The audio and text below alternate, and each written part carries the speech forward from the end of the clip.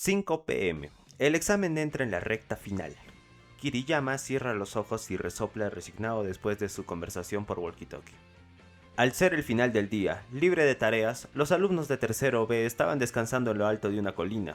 Koenji no parecía dar tregua. Ahora mismo se encontraba en segundo lugar con 230 puntos, a solo 6 puntos del primer lugar, que era el grupo de Nagumo. En tercer lugar se encontraba el grupo de Kiriyama. Mikitani rezongó a Kiriyama por la pasividad que había demostrado Nagumo frente a Koenji.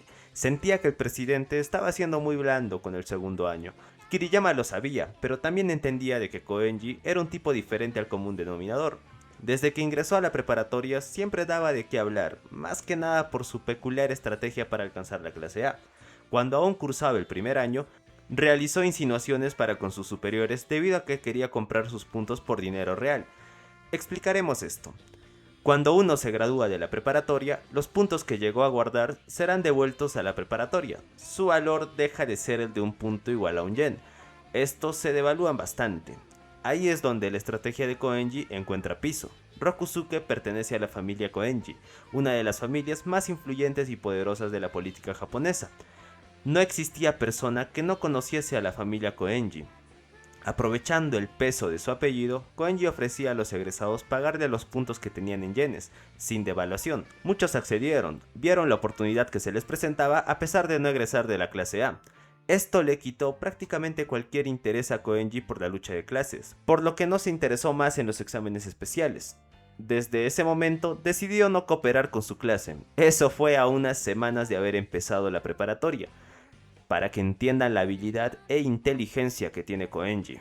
Quien se dio cuenta de esta estrategia fue Nagumo. Al en ese entonces vicepresidente de la preparatoria no le hacía mucha gracia que una persona se gradúe de la clase A solo por su apellido, por lo que le aseguró a Koenji que esta estrategia no le serviría. Él, como presidente del consejo estudiantil, cambiaría por completo todo eso, y de hecho lo hizo. Habló con Koenji de esta estrategia en la prueba del campamento del primer año, y le dijo que ya solucionó ese vacío legal, algo a lo que Koenji solo dijo que no le interesaba. Este caso fue bastante sonado, Mikitani lo recordó, pero no tenía mayor contexto que ese. No era tan bueno leyendo a las personas como si lo son Kiriyama y Nagumo. Kiriyama le preguntó a Mikitani qué opinión tenía sobre Koenji. Mikitani le dijo que, al escuchar dicho rumor, pensaba que era un tipo rico con algo de sesos, al menos más que la media. Kiriyama estaba de acuerdo, pero conforme pasó el tiempo se dieron cuenta de que es más que eso. Su potencial siempre fue algo a tener en cuenta. La diferencia estaba en que nunca se tomaba nada en serio. No pensaron que esta prueba sería la excepción. Para su mala fortuna, Koenji decidió hacer uso de todas sus habilidades. Al no tenerlo mapeado, la estrategia para frenarlo se empezó a trazar sobre la marcha, razón por la que están aquí en este momento. Mikitani preguntó por el plan de Kiriyama. Este le respondió que usará a los 6 grupos libres que tiene bajo su mando. Los grupos libres son 5 grupos de 3 personas de cada clase de tercero. Nos referimos a tercero B, tercero C y tercero D. Estos grupos, 15 en total, serían ojos de Nagumo en toda la isla. Tenían la libertad de moverse por donde quieran, sin necesidad de cumplir con sus tareas. Algunos sumarían puntos por llegar a la zona para que no sea tan sospechoso, pero de ahí en resto solo esperarían órdenes. Mikitani le preguntó a Kiriyama si no le parecía excesivo. 6 grupos para detener a una sola persona era una locura. Kiriyama le respondió que al ser la única amenaza no se guardaría nada. Mikitani también le comentó que Nagumo estaba preocupado por otro grupo, uno que tenía que tener bien vigilado, pero Kiriyama le dijo que él se ocupó de eso. Además, dicho grupo no apareció en el top 10 en ningún momento, solo fue una exageración por parte del presidente. Kiriyama le dijo que le parecía raro que sea tan precavido, pero Mikitani respondió que Nagumo vivía perseguido por un fantasma del pasado, el remanente de Horikita Manau. Mikitani se ofreció a ser el líder de esta misión y que Kiriyama continúe sumando puntos, pero Kiriyama se negó. Si fallaba esta misión con los 6 grupos incluidos en ella, sufriría un daño irreparable. Mikitani le dijo que necesitaba esto para ser grato a los ojos de Nagumo, pero Kiriyama fue tajante. Solo Nagumo y él son capaces de detener a Koenji. Por la noche se posicionaron para el asedio, decidió planificar todo a la perfección. Mikitani seguía pensando que tanta preparación era innecesaria para un alumno de un año menor, pero Kiriyama sabía que el mayor error en una batalla es confiarse. por lo que siguió dirigiendo con cautela. Al día siguiente, a las 6:30, se encontraban vigilando la tienda de Koenji. Estaban agazapados, listos para atacar. Mikitani sugirió que lo mejor sería aprovechar que estaba dormido para atacar. Kiriyama le dijo que, si algún tercero los veía, no existiría justificación alguna para ellos.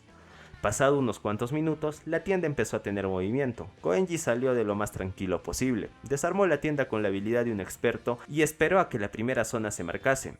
Kiriyama se acercó a Koenji y empezó a hablarle. Koenji respondía con el descaro propio de un alumno que no le interesaba las jerarquías sociales. Kiriyama le preguntó el por qué estaba esforzándose tanto en esta prueba. Koenji no respondió, por el contrario le dijo que, en este momento, la mayor preocupación que debe de tener es el llegar a su zona para sumar puntos. Kiriyama, cansado de que Koenji se hiciera el tonto, le dijo que era obvio que sabía lo que iba a pasar. Le dijo que este día no se movería de ese lugar. Koenji, viendo alrededor, explicó la situación. Si se negaba, todos los presentes se encargarían de contenerlo en esta zona por la fuerza. Kiriyama intentó desmoralizar a Koenji diciéndole que no importa cuánto lo intente, no podrá vencer a Nagumo, pero Koenji solo respondió que, si eso era así, entonces todo este esfuerzo era un sinsentido.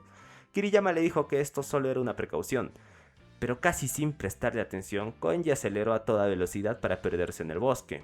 Mikitani quería seguirle, pero Kiriyama lo detuvo. Seguirle al ritmo a ese monstruo es contraproducente, sabían dónde estaría, así que lo mejor sería adelantarse a sus movimientos. Pasado un tiempo, empezaron a rastrear a Koenji. Este llevaba un buen tiempo en un sitio fijo, por lo que decidieron acercarse a esta zona. Koenji estaba descansando plácidamente. Ya con una irritación evidente, los de tercero encararon a Koenji liderados por Mikitani. Este cuestionó el por qué estaba durmiendo, si acaso estaba cansado. Koenji no negó este hecho, después de todo también era humano, pero también agregó que su fase REM era bastante rápida. La fase REM es el proceso en el que el cerebro empieza a desechar los recuerdos innecesarios. Entra en un estado de letargo, de hecho es de máximo media hora. El por qué necesitamos 8 horas de sueño se debe a que es el tiempo que le toma a nuestro cerebro alcanzar la fase REM. Hay personas que no necesitan tanto tiempo, una de esas es Koenji. Al escuchar esto por primera vez, la confianza de Kiriyama tambaleó. Realmente se estaban enfrentando a un monstruo. Kiriyama dejó a que Koenji se adelantara. A decir verdad, él tenía 3 planes para detener a Koenji. El primero era persuadirlo, para que deje de ganar puntos. Ya vimos que no fue efectivo. El segundo plan era rodear a Koenji y limitar sus movimientos, algo que tampoco funcionó. Y su último plan era llenar todas las tareas cercanas con los 6 grupos para que Koenji no pueda sumar puntos. Cuando repasaba todo esto en su cabeza, Mikitani rompió el silencio, increpó a Koenji por su manera de actuar. Mikitani ordenó que formaran un círculo del que Koenji no pudiese escapar, pero una vez más, este se liberaría fácilmente de la trampa y empezó a galopar selva adentro. Los de tercero no eran lentos, para nada, de hecho la mayoría tenía una B en físico, pero la velocidad del de segundo era tal que prácticamente era imposible seguirle el paso. Mikitani, claramente enojado, ordenó la persecución. Kiriyama lo detuvo, diciéndole que el que estaba a cargo era él, pero Mikitani no escuchó y continuó con su plan. Llegaron a una zona donde Koenji estaba participando en una tarea de inglés. El primer lugar sería un alumno de tercero, pero el segundo puesto fue para Koenji, que sumaba 4 puntos más. Al haber tantos profesores, no podían rodear a Koenji sin más, por lo que decidieron esperar a que se aleje de la zona, pero casi como leyéndoles la mente, Koenji partió a toda velocidad a su zona señalada. Ya cansados, decidieron rodear a Koenji nuevamente en la zona. Ya un poco harto de ello, Koenji decidió confrontarlos. Kiriyama le dio un ultimátum, o se queda quieto ese día o recurrirán a la violencia. Koenji solo atinó a sonreír y decidió someterse a la decisión de ellos. Intentaron incriminar a Koenji por violencia, pero este desmontó sus planes mencionando la cantidad de alumnos de tercero que están rodeándole. Finalmente Mikitani perdió la paciencia y decidió atacar. Por mucho que intentaron, no lograron asestarle ni un solo golpe. Koenji en ningún momento los atacó, solo esquivó y les destrozó el espíritu. Completamente rendidos, observaron cómo Koenji se alejaba. Kiriyama no estaba nervioso. La excentricidad de Koenji entraba dentro de sus cálculos. Sabía que tenía un potencial increíble, pero también estaba pecando de confiado. Se fue con la idea de que los de tercero eran unos pusilánimes y ese es un arma muy importante para la siguiente pelea. Kiyotaka se encontraba en J10, su última zona del día. Se encontró con un espectacular escenario en la puesta del sol. En lo que disfrutaba del paisaje, una voz suave se refirió a él. Era Shina Hiyori, estudiante de la clase 2B. Shina le preguntó cómo estaba de salud, si se encontraba bien. Kiyotaka respondió que no tenía ningún problema. Con una sonrisa, Hiyori le dijo que se sentía aliviada. Le pidió que mantenga ese ritmo y que evite al máximo arriesgarse, debido a que él estaba solo. Sería complicado si se lesionaba. Kiyotaka solo asintió. Era raro. Siempre que se encontraba con alguien, la mayoría del tiempo la conversación iniciaba con los puntos, en cómo estaba referente a las tareas. Con Shina la cosa era distinta. Ella no estaba interesada en eso. Sabía que él no se iría expulsado a no ser que sea por una lesión. La calma que se sintió en ese momento era indescriptible. Sentía que Shina y él recargaban energías a la tenue luz del crepúsculo. Con el sol a punto de ocultarse, parecía que también se desvanecía el cansancio y las preocupaciones.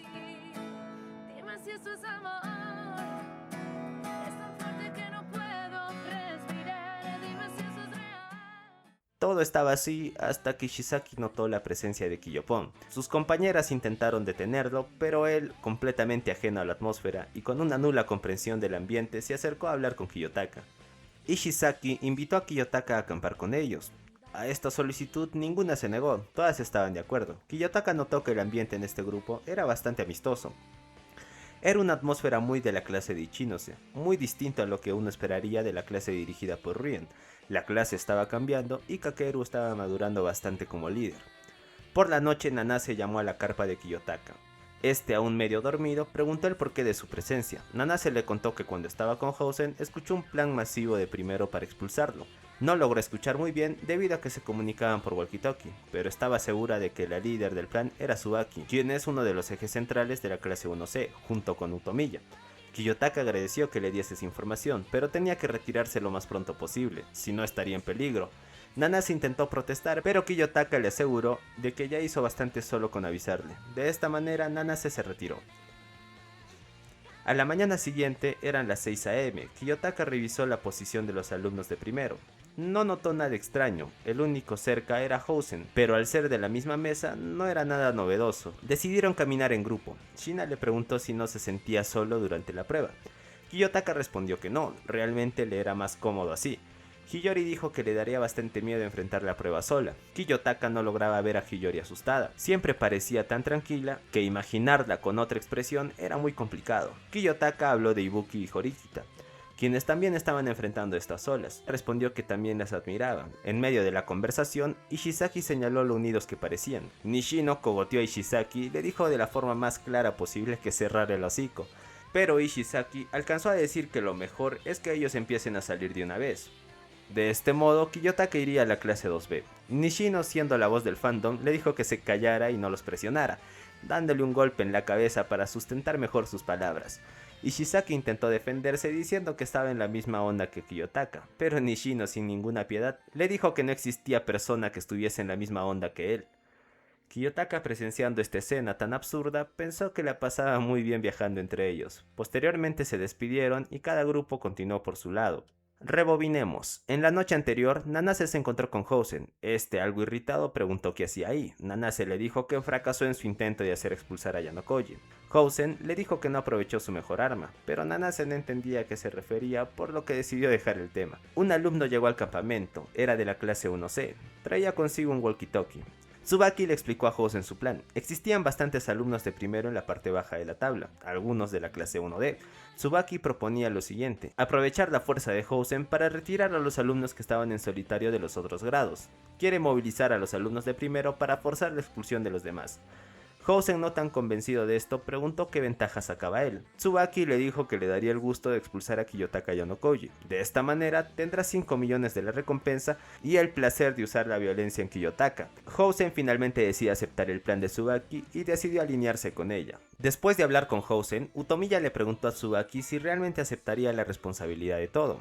Esta le dijo que sí, que no tenía nada que le ate a esta preparatoria, por lo que no necesitaba aferrarse. Además, esos puntos serían una ventaja importante para la clase 1C. Es lo que hablaban hasta que llegó Takuya. Este le traía buenas noticias a Tsubaki. Tenía una tableta con la misma mesa que Yanokoji. Utomiya le dijo que no lo vio por la isla, a lo que Takuya respondió que tuvo que ir a la casilla de salida porque su reloj se había roto. Utomiya cuestionó esto debido a que era la segunda vez que pasaba eso. Era sospechoso, cuanto menos. Tsubaki le dijo que dejara eso de lado y sacó de entre sus cosas una tableta con la misma mesa que Yanokoji. Takuya elogió a Tsubaki por estar tan preparada, por lo que decidió continuar por su lado. Todo estaba listo, eran las 7 am y la primera zona de Kiyotaka fue revelada en C3. Por el walkie-talkie, Tsubaki anunció a los que se encontraban en C4 que se alisten para atacar. Utomiya estaba dispuesto a encontrar a Kiyotaka antes que Housen. Tsubaki le preguntó a él por qué sabía pelear, si era un delincuente. Utomiya le dijo que nada de eso, solo era un tipo que sabía pelear y listo. Después de eliminar a Yanokoji Senpai, se daría el gusto de eliminar a otros alumnos de segundo y de tercero, hasta que sea hora de cambiar su reloj.